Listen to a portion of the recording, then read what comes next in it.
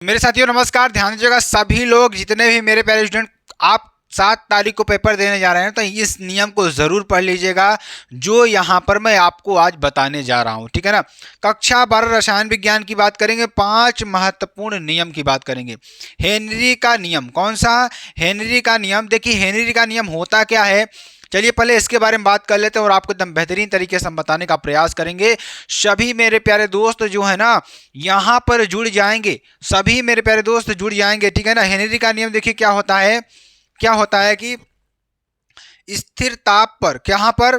स्थिर ताप पर किसी विलायक के निश्चित आयतन में, अगर ताप क्या है? स्थिर है। मेरे प्यारे दोस्त क्या है? ताप। ताप हमेशा क्या है? यहाँ पर स्थिर है।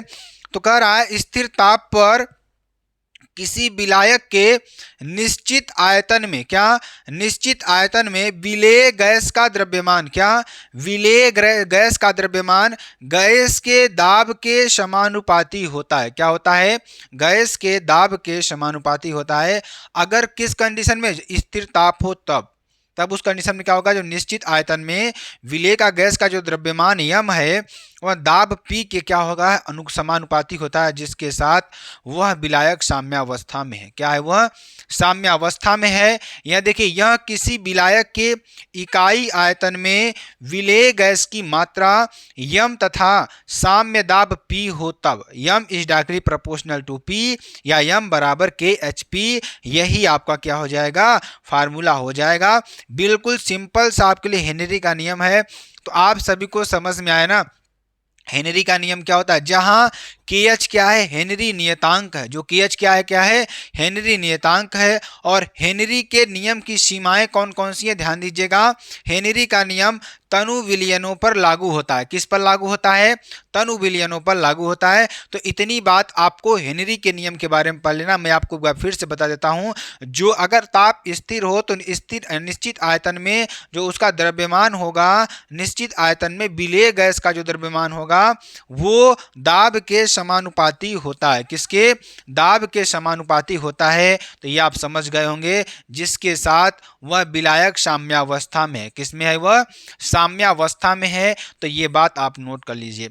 यदि किसी विलायक के इकाई आयतन में विलेय गैस की मात्रा यम, साम्य दाब पी हो, तब M is directly proportional to पू, यानी कि यम बराबर के एच पी, जहां के एच क्या है? हेनरी नियतांक है। तो हेनरी के नियम की सीमाओं की बात करेंगे। सीमा मैंने आपको बताई, फिर से मैं आपको बताता हूं कि हेनरी का नियम तनु विलयनों पर लागू होता है। सिंपल सी बात आप याद कर लीजिए, आपको रट गया होगा ये चीज। चलिए आगे आपको चलते हैं।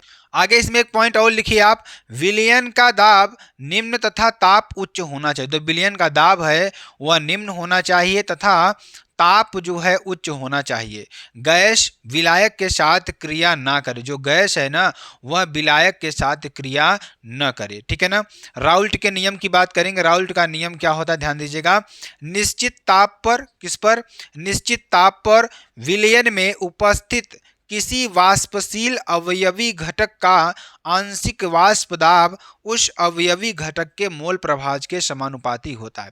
किसी निश्चित ताप पर, कहां पर? निश्चित ताप पर विलयन में उपस्थित किसी वाष्पशील अवयवी घटक का जो आंशिक दाब है ना उस अवयवी घटक के मोल प्रभाज के समानुपाती होता है। तो वाष्प दाब बराबर पी एस, तो मोल प्रभाज बराबर पी जीरो। तो P S is directly proportional to X, यानी पी एस बराबर एक्स पी जीरो। ठीक है ना। आप ये लिख देंगे। यही आपका क्या है? राउल्ट का नियम है। ये भी आप अच्छी तरीके से लिख लीजिएगा। तो मेरे प्यारे दोस्त, मैंने आपको दो नियम बताया। पहला हेनरी का नियम बताया, दूसरा मैंने आपको राउल्ट का नियम बताया। चलिए तीसरे नियम की ओर बढ़ते हैं। तीसरा नियम आपके लिए देखिए क्या है। तीसरा देखिए आपके पास आता है कोलराउस का नियम। क्या? कोलराउस का नियम। और बहुत बार पूछा गया प्रश्न है और मोस्ट इंपॉर्टेंट कैटेगरी में इसको रखिएगा। मोस्ट इंपॉर्टेंट की कैटेगरी में इसको रखने का प्रयास करिएगा। तो क्या होता है? किसी विद्युत अपघट्य की अनंत तनुता पर, मान लीजिए कोई हमारे पास क्या है? विद्युत अपघट्य है। तो विद्युत अपघट्य के बारे में मैंने आपको बताया भी है कि विद्युत अपघट्य होता क्या है। तो किसी विद्युत अपघट्य की अनंत तनुता पर मोलर चालकता, जो मोलर चालकता होती है ना वह धन आयन तथा ऋण आयनों की आयनिक चालकताओं के योग के बराबर होती। क्या होती है? आयनिक चालकताओं के योग के बराबर होती है। यानी लैम्डा m की पावर इनफाइनाइट बराबर v प्लस लैम्डा प्लस की power infinite plus v minus, ये आपका lambda v minus lambda minus की पावर इनफाइनाइट, ये आपको लिख लेना है, जो कि आपके लिए बेहद इंपॉर्टेंट। अभी इसके बारे में आपको बताता हूँ, ध्यान दीजिएगा सारी चीज़ें क्या हैं। तो यहाँ पे आप देख रहे हैं क्या है, यहाँ पर जहाँ लैम्डा प्लस की पावर इनफाइनाइट तथा लैम्डा माइनस की पावर इनफाइनाइट क्या है? धन आयन और ऋण आयनों की आयनिक चालकताएं तथा V प्लस और V माइनस क्रमशः धन आयन एवं ऋण आयनों की संख्याएं हैं। क्या है? संख्याएं हैं। ठीक है ना। चलिए ध्यान दीजिएगा अगला क्वेश्चन। तो यहाँ पर आपको समझ में आना क्या क्या चीजें दी हैं। जहां पर जो लैम्डा प्लस की पावर इनफाइनाइट है वह क्या है, और लैम्डा माइनस की पावर इनफाइनाइट क्या है? धन आयन, और ऋण आयनों क्या है? आयनिक चालकताएं हैं। और V प्लस और V माइनस क्या है? क्रमशः धन आयन एवं ऋण आयनों की संख्याएं हैं। ठीक है ना। चलिए अगला देखिए, हार्डी-सुलजे का नियम। कौन सा नियम? हार्डी-सुलजे का नियम क्या होता है? चलिए इसको अब मैं आपको बताता हूं। तो इस नियम के अनुसार क्या हो जाएगा, किसी आयन की स्कंदन शक्ति, मान लीजिए कोई हमारे पास क्या है? आयन है। उस आयन की जो स्कंदन शक्ति है ना, शक्ति उसकी संयोजकताओं पर निर्भर करती है। जो स्कंदन शक्ति है ना, मान लीजिए कोई हमारे पास क्या है, यानी इस नियम के अनुसार क्या, जो कोई हमारे पास आयन है, उसकी जो स्कंदन शक्ति है ना, उसकी संयोजकताओं पर निर्भर करती है। किस पर निर्भर करती है? संयोजकताओं पर निर्भर करती है। जितनी अधिक संयोजकता होगी, क्या? जितनी अधिक संयोजकता होगी उतनी अधिक स्कंदन शक्ति होगी। क्या होगी? उतनी अधिक स्कंदन शक्ति होगी। यह बात आप नोट कर लीजिएगा। चलिए आगे आपको बताते हैं, जो कि आपके लिए बेहद इंपॉर्टेंट और बेहद ही महत्वपूर्ण है। ठीक है ना।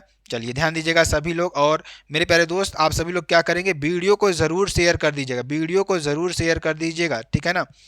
चलिए ध्यान दीजिएगा आगे देखिए, यदि हम क्या लेते हैं, धनात्मक सॉल को लेते हैं। क्या लेते हैं? धनात्मक सॉल को लेते हैं। तो धनात्मक सॉल होते क्या होता है? प्रभावी आयन। हमारे पास प्रभावी आयन क्या होते हैं? ऋणात्मक आयन बराबर क्या हो जाएगा? PO4 की पावर 3 माइनस, यहाँ पर क्या हो जाएगा?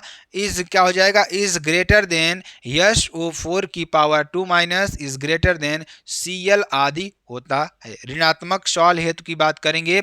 ऋणात्मक सॉल देखिए क्या हो जाएगा, प्रभावी आयन की बात करेंगे, धन आयन Sn की power 4 plus is greater than Al की power 3 plus is greater than Ba की power 2 plus is greater than K4 आदि आपका यहाँ पर हो जाएगा। ठीक है ना। अगला देखते हैं, प्रथम कोट की अभिक्रिया की बात करेंगे। मेरे प्यारे दोस्त ये भी प्रश्न आपके लिए बेहद इंपॉर्टेंट है और बेहद ही महत्वपूर्ण है। देखिए जो मैंने आपको ऊपर बताया ना, प्रभावी आयन धन आयन, तो यहाँ पे ध्यान दीजिएगा, जो इसमें प्रभावी ऋणात्मक सॉल जो होता है ना, ऋणात्मक सॉल के लिए जो प्रभावी आयन होते हैं धनायन होते हैं। तो इसके लिए जो Sn पावर 4 प्लस है वो अधिक होगा किससे? Al की पावर प्लस 3 से, और ये किससे अधिक होगा? Ba की पावर 2 प्लस से, और ये किससे अधिक होगा? K4 से ये अधिक होगा। ये बात आप नोट कर लीजिए। इस तरीके से ऋण आयन में आपको देखिए, जो धनात्मक सॉल है इसमें ऋण आयन प्रभावी होगा, तो PO4 की power 3 minus is greater than SO4 की power 2 minus is greater than Cl आदि आपका हो जाएगा। ठीक है ना। चलिए प्रथम कोट की अभिक्रिया की बात करेंगे। तो वे अभिक्रियाएं जिनमें अभिक्रिया का वेग अभिकारक अणुओं की सांद्रता के गुणनफल की प्रथम घात के समानुपाती होता है। यानी वे अभिक्रियाएं जिनमें अभिक्रिया का जो वेग है ना, अभिकारक के अणुओं की सांद्रता के गुणनफल की प्रथम घात के समानुपाती होता है, प्रथम कोट की अभिक्रिया कहलाती है। क्या कहलाती है? वह प्रथम कोट की अभिक्रिया कहलाती है। ये भी आपको अच्छी तरीके से लिख देना है। ठीक है ना। चलिए अब एग्जाम्पल तौर पर मैं अगर समझूं तो एग्जाम्पल तौर पर ध्यान दीजिएगा। एग्जाम्पल तौर पर यहाँ पर देखेंगे तो C12H22O11 plus H2O H plus से जब ये क्रिया करेगा तो क्या बनाएगा? C6H12O6 plus C6H12O6। ठीक।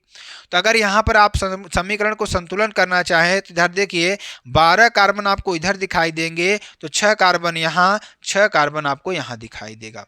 अगर H22 की बात करूं तो 22 हाइड्रोजन आपको यहाँ दिखेगा, 2 यहाँ, 22 2 24 हाइड्रोजन आपको यहाँ पर दिख रहे हैं। तो अगर इसमें देखो तो 12 यहाँ 12 यहाँ, मतलब 12 दूना 24 हाइड्रोजन आपको यहाँ दिखेंगे। O11 और O यहाँ पर 1 है, तो 12 यानी 11 1 12 आपको ऑक्सीजन दिखाई देंगे, तो 6 यहाँ 6 यहाँ 12 ऑक्सीजन आपको यहाँ पर दिख जाएंगे। तो ये मोस्ट 5 मोस्ट इंपॉर्टेंट आपके लिए नियम थे मेरे प्यारे दोस्त। अगर आपको वीडियो पसंद आती है तो आप चैनल को लाइक, शेयर, कमेंट, सब्सक्राइब जरूर कर सकते हो। फिर मिलते हैं नेक्स्ट वीडियो में नए टॉपिक के साथ। तब तक मेरे प्यारे दोस्त, तब तक के लिए जय हिंद, जय Bharat, bye bye, take care.